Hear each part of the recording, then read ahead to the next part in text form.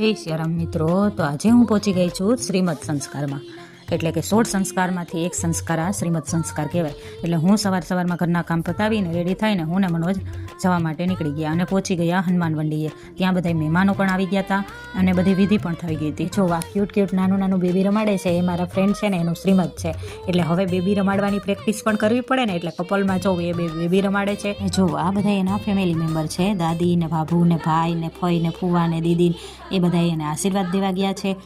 શ્રીમંત સંસ્કાર એ બેબીના mummy papa માટે બહુ જ ખુશીનો દિવસ હોય. લગ્ન પછીનો આ પહેલો પ્રસંગ હોય છે અને અમે બધાએ તો પ્રસંગનો આનંદ માણતા હતા અને બધાય વારા પછી વારા આશીર્વાદ દેવા પહોંચી ગયા. અને જો આમ કરતાં અમારો પણ વારો આવી ગયો છે આશીર્વાદ દેવાનો, એટલે અમે પણ પાછળ ઊભી ગયા અને ફોટા પડાવ્યા. અને ત્યારબાદ બધાએ હાટકેશ્વરના ફરિયાના બધાય ગ્રુપનાને બોલાવી લીધા અને અમે બધાએ ફોટો હારે પડાવ્યો. અને ત્યારબાદ આ ગુહટિયાની વિધિ આ તમારે કરે કે નહીં એ કમેન્ટમાં કહેજો. અને જો આવી રીતના દેર બોજાય 7 વાર એકબીજાના ગાલ ઉપર 7 વાર ઝાપટ મારે એટલે કે હાથ જ ખાલી અડાડે ધીમે ધીમે.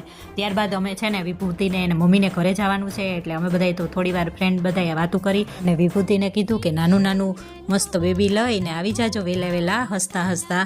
અને ત્યારબાદ જમવાનો ટાઈમ થતાં અમે બધાએ થાળી લઈને જમવા પહોંચી ગયા. જો બધાએ પીરસિયા પણ આવી ગયા છે. જમવાનું પણ સરસ હતું. રબડી હતી, ભજીયા હતા, ચટણી હતી, સલાડ હતી, શાક હતું, પૂરી હતી, દાળ ભાત, પાપડ, એવું બધું મસ્ત મજાનું જમવાનું પંકજભાઈએ રાખ્યું હતું. અને તમને આ વિડીયો પસંદ આવ્યો હોય તો લાઈક, શેર, સબસ્ક્રાઈબ. અને અમે બધાએ ડીશ તૈયાર કરીને અમે બધાએ ગ્રુપમાં જમવા બેસી ગયા હતા. તો બાય, મળીએ હવે નેક્સ્ટ વિડીયોમાં.